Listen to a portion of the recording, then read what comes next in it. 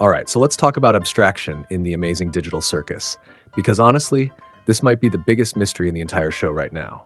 We've seen it happen twice, Kaufmo and Kinger's wife, Queenie, and these two cases are completely different from each other. Like, Kaufmo goes full monster mode, right? Loses his mind entirely, becomes this corrupting entity that turns everything it touches into chaos. Classic abstraction stuff, or at least what we think is classic. But then you've got Queenie, and her abstraction is different. Something about her final moment was calmer.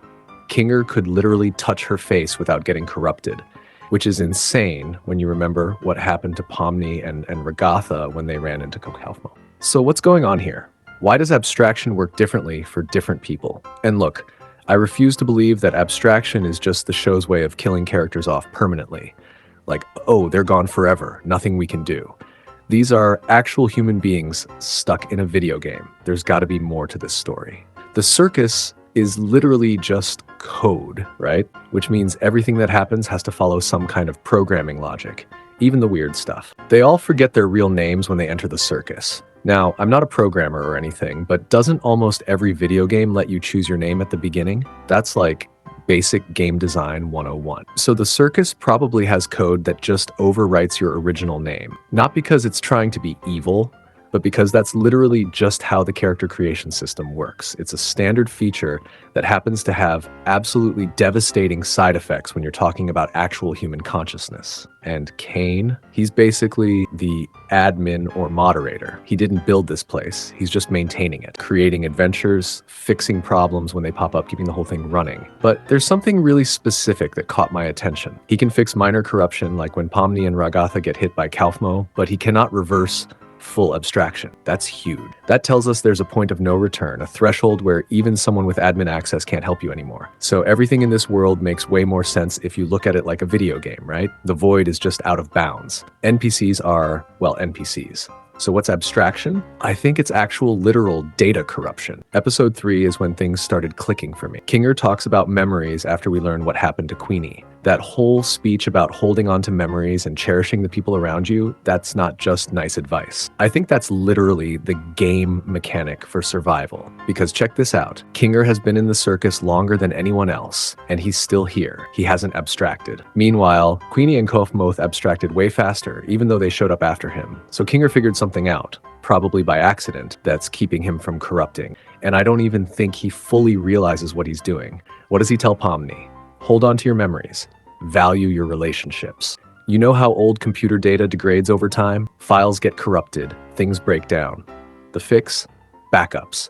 You restore from a clean copy to keep everything working properly. That's what memories do in the circus. Every time you remember who you are, what matters to you, the people you care about, you're basically running a system restore on yourself. You're reinforcing your data integrity, telling the game, hey, this is the real me. This is the correct version. Your psychological state is your data state. When you lose yourself, when you forget you're human, the game reads that as corrupted data. And without a way to restore you, abstraction happens. This is why Kinger's still functional. His love for Queenie keeps him anchored. Sure, his memory's kind of glitchy in the main circus. He's not completely immune. But that core memory of her, that love, that hope of seeing her again, that keeps refreshing his sense of self, that keeps his data clean. Even the memory of her abstracting serves a purpose. He says it's a memory he has control of, and he's right. That memory proves to him that she's still in there somehow. She recognized him in that moment. She wasn't completely gone. That hope is what keeps him from falling apart. All right, we need to talk about Jax. Because if this theory is correct, then what he's doing is actually horrifying. His whole thing is convincing everyone, including himself, that they're not people anymore. Just cartoon characters playing roles in a digital space. And he got Pomni to buy into this, at least temporarily, which made her act way more chaotic than usual. But if memories and humanity are what prevent abstraction, then Jax is actively corrupting everyone around him. He's destroying the one defense mechanism they have. Look at what he says when Pomni brings up abstraction. Open quote, are you seriously going to blame me for something everyone else did too? Close quote. That's not just deflection. That's guilt. He knows. Kaufmo abstracted because everyone isolated him, pushed him away, made him feel inhuman and worthless. And Ribbit? Same thing probably happened, except this time Jax was way more directly involved. He knows his behavior contributed to at least 2 abstractions now. and his friend proved it. When he tries to make Pomni think she's just a cartoon character, he's literally trying to sever her connection to her humanity. That's the exact opposite of what keeps people stable. Ragatha was 100% right. Jax is corrupting Pomni, not as a metaphor, literally undermining her defenses against abstraction. This explains Kane's limitations perfectly. He's got admin access to the game world. He can change environments, fix bugs, heal surface-level corruption. But he cannot access human memories. That's stored in the person's consciousness, in their individual character file, and it's completely outside his permissions. He can't restore their humanity because he has no access to that backup.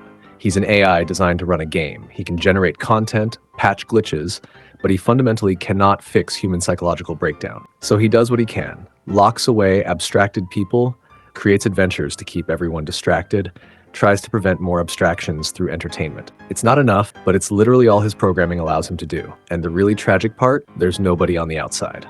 Based on everything we've seen, this is an abandoned computer in an empty building. No human oversight. No one's coming to fix this. The players stuck inside have to figure it out themselves with an AI that can't actually solve their core problem. Data corruption is fixable. On a real computer, you fix it by restoring from backup. For abstracted characters, that means reconnecting them with their memories and humanity somehow. It's theoretically possible. The system just needs access to a valid restore point. The solution isn't technical though. It's about connection, building real relationships, creating strong memories together, constantly reminding each other that you're still human, still real people, no matter what you look like in this digital prison. That's why Kane's adventures actually matter, even if they're just superficial distractions. Shared experiences create bonds. Bonds create memories. Memories prevent corruption by keeping everyone's sense of self intact. But Jax threatens all of this. By promoting isolation and dehumanization, he's speeding up everyone's corruption. His philosophy is literally lethal in this environment, whether he realizes it or not. The way forward is clear. Maintain connections. Never forget your humanity. Keep making new memories, even in impossible circumstances. Because the second you forget you're human, the game flags you as broken. And without someone on the outside to fix you, the only people who can restore you are the ones who still remember who you were. And that's my theory on abstraction. What do you guys think? Drop your thoughts in the comments below. I want to hear your takes on this. And hey, if you enjoyed this breakdown, smash that subscribe button because I've got way more digital circus theories coming your way. Thanks so much for watching, and I'll catch you in the next one.